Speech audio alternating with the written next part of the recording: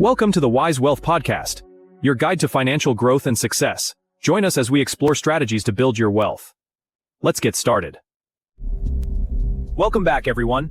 Today's episode is titled Wiser Wealth, where we explore how one person's dev team beats global banks. We welcome our hosts in the booth, Andrew and Katie, to cover the topic.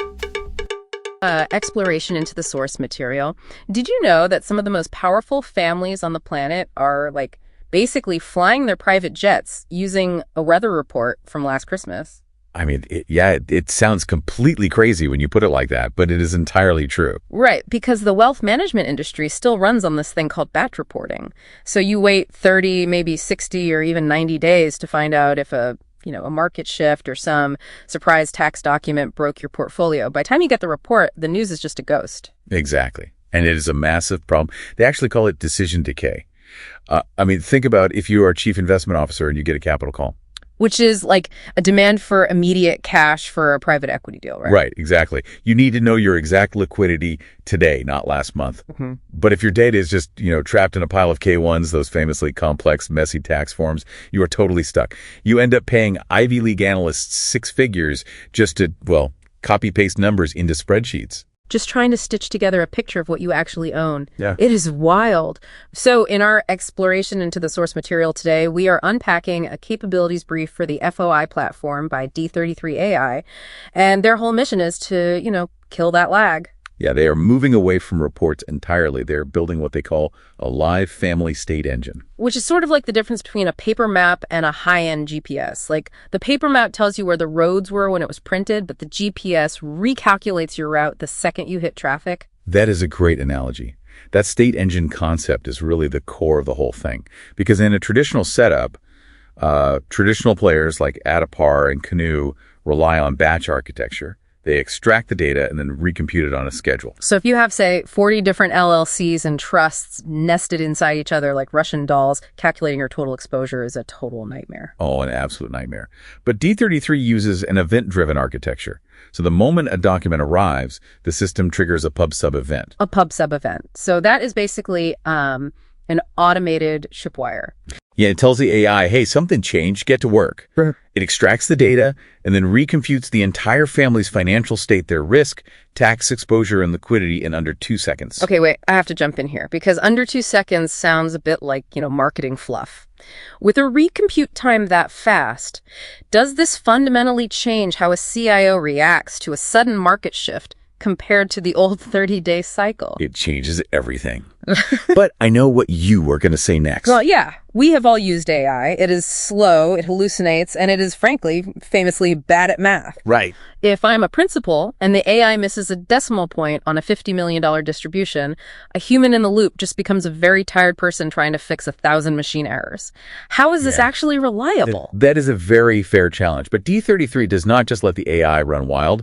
They use Vertex AI, specifically Gemini 2.5, but it is highly constrained. Oh, okay. Constrained how? The AI only handles the extraction, pulling the messy text from a PDF. A separate deterministic engine handles the actual calculation, and they achieve reconciliation to within plus or minus $1. Wait, really? Just $1? Yes.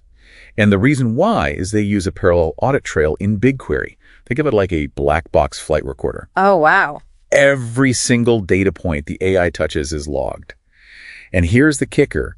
It must be attested by a human reviewer before it ever reaches the principal's dashboard. So what happens if the AI's confidence score on a document is super low? They use a confidence-tiered routing system. If the AI is not sure, it immediately goes to a human reviewer queue. So it is not AI-led, it is AI-accelerated, but human-verified. That makes a lot of sense. It solves that human bridge problem. Instead of an analyst spending 10 hours typing in data, they spend 10 minutes verifying what the AI found. Exactly. But let us talk about that Russian doll problem you mentioned earlier, the 15 to 40 pass-through entities. How does the machine understand the relationship between them without a human drawing a map first? Through a process called recursive ownership graph propagation. Wow, that is a mouthful. It is.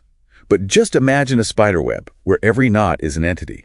When a new document shows that a fund at the very bottom of the web just lost 10%, the engine ripples that change upward instantly. Oh, I see. So it knows exactly how much of that 10% belongs to LLC A, which then flows to Trust B and finally hits the family's top-level net worth. Right. It is a look-through capability that usually takes a team of accountants weeks to calculate manually. And the economics are wild. They have their extraction costs down to a verified 2 cents per document. 2 cents? That is incredibly low. Why cannot the legacy players just copy this? Because the D33 loop is built on co-located data and risk engines.